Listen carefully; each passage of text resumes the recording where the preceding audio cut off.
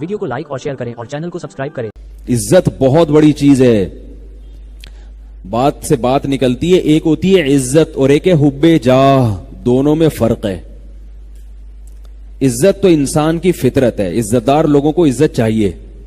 حب جاہ کا مطلب تکبر، یہ الگ چیز ہے، ان دونوں میں فرق ہے۔ تکبر کا مطلب یہ ہوتا ہے بعض لوگ ہر چیز میں اپنی ٹانگ اونچی رکھنے کی کوشش کرتے ہیں، دوسرے کو نیچا کرتے ہیں، یہ تکبر ہے، یہ چیز اللہ کو پسند نہیں ہے۔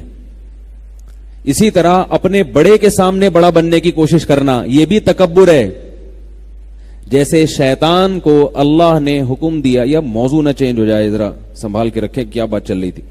شیطان کو اللہ نے حکم دیا کہ آدم کو سجدہ کرو، شیطان نے کیا کہا کہ آدم چھوٹا میں بڑا، ٹھیک ہے نا؟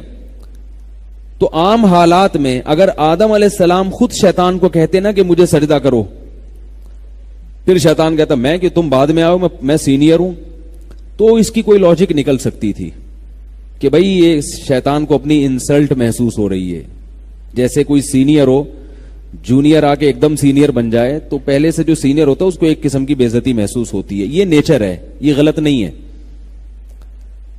لیکن شیطان کا عمل یہ عزت کا حصول نہیں تھا، بلکہ یہ تکبر تھا، اس لیے کہ آرڈر دینے والا کون ہے؟ اللہ ہے۔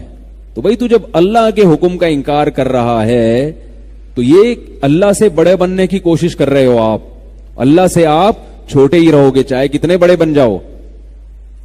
تو آپ اگر دوستوں میں اپنی بے عزتی محسوس کرتے ہیں، دوست نے کوئی غلط بات کہہ دی، آپ کو بے عزتی محسوس ہو رہی ہے جس سے آپ کو غصہ آ رہا ہے، یہ نیچرل ہے، یہ تکبر نہیں ہے۔ باپ نے کوئی ایسی بات کہہ دی، اب آپ باپ کے سامنے سینہ چوڑا کر رہے ہو، یہ عزت نہیں ہے، یہ کیا ہے؟ کبر ہے، تکبر ہے۔ بھائی تم اپنے باپ سے، یعنی وہ تو تمہارا باپ ہے۔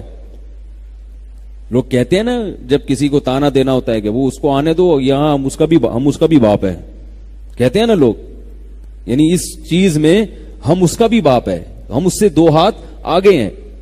تو والدین کے سامنے اکڑنا، اپنے بڑوں کے سامنے اکڑنا، علماء کے سامنے اکڑنا، بزرگوں کے سامنے اکڑنا، یہ اکڑ، یہ اس کو یہ نہیں کہیں گے عزت کا حصول، بلکہ اس اکڑ کو کیا کہا جاتا ہے؟ تکبر۔ بڑوں کے سامنے چھوٹا بن کے رہو، اپنے جیسوں کے سامنے یا اپنے ماتحتوں کے سامنے جو ہے نا، وہ انسان کو یہ احساس ہوتا ہے اور ہونا بھی چاہیے۔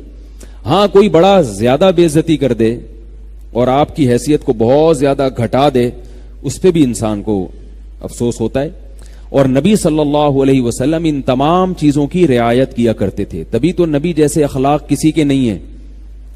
آپ صلی اللہ علیہ وسلم عزت دار لوگوں کو بہت عزت دیتے تھے، چاہے وہ کافر ہی کیوں نہ ہو، چاہے وہ کافر کیوں نہ ہو، کیونکہ جب ایک دفعہ کسی کو معاشرے میں عزت ملتی ہے تو وہ کافر بھی اگر ہوگا نا تو وہ اپنی بے عزتی نہیں چاہے گا، کبھی نہیں چاہے گا۔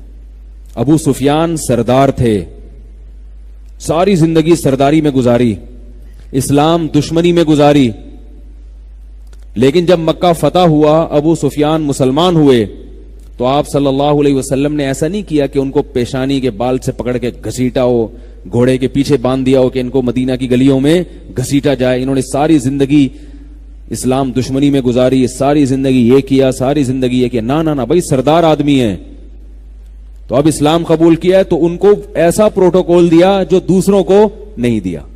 کیا فرمایا؟ جو ابو سفیان کے گھر میں داخل ہو گیا اس کا خون ہم پر حرام ہے، بس جنگ ہے نا، جو بھی دشمن آئے گا گردن اڑے گی اس کی، لیکن جو ابو سفیان کے گھر میں چلا گیا اس کا خون، اس کی گردن نہیں اڑے گی، اس کو امن مل گیا۔ کتنی عزت دی، کتنی عزت دی ابو سفیان کو، کیونکہ سردار تھے۔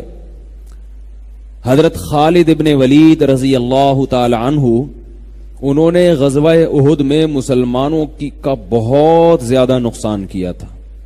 70 آدمی جو شہید ہوئے ہیں صحابہ میں، 70 بڑے بڑے صحابہ، اس میں سب سے بڑا کردار کس کا تھا؟ خالد ابن ولید رضی اللہ تعالی۔ انہوں نے پلٹ کے حملہ کیا تھا نا غزوہ احد میں، کتنا نقصان پہنچایا۔ پھر صلح حدیبیہ میں جو لڑنے کے لیے آئے وہ خالد ابن ولید آئے، لیکن جب صلح ہو گئی تو خالد بن ولید تلوار کی نوک سے اسلام نہیں قبول کر رہے تھے. عزتدار آدمی تھے نا, اس میں ذلت محسوس کرتے تھے. بھائی میں شکست کھا کے اسلام قبول کروں, یہ کیسے ہو سکتا ہے؟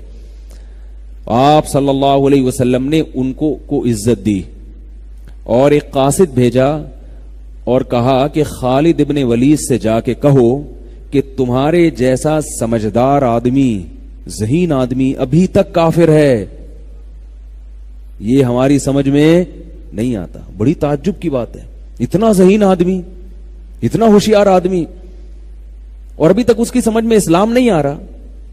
اور پھر یہ بھی فرمایا کہ تم اگر اسلام قبول کرو گے تمہیں یہاں عزت ملے گی. اب ہم جیسے سطحی ذہن کے لوگ ہوتے اس وقت, ہم کہتے ہیں ہاں یہ تو اسلام قبول کیا جا رہا ہے عزت کے لیے, لالچ دے دے کے لوگوں کو مسلمان بنایا جا رہا ہے. آج کوئی مولوی اگر ایسا کر دے کہ بھائی فلاں قادیانی کے پاس تحفے بھیج دے, کسی سردار کے پاس یا کسی اور کافر کے پاس, ایک تو وہ قادیانی ہے جس میں لچک ہی نہیں ہے, ایک وہ ہے جو حق کی تلاش میں ہے, تو ایسے آدمی کو ہدیہ دینا, اس کی دعوت کرنا, اس کو عزت دینا تاکہ وہ اسلام کے قریب آ جائے.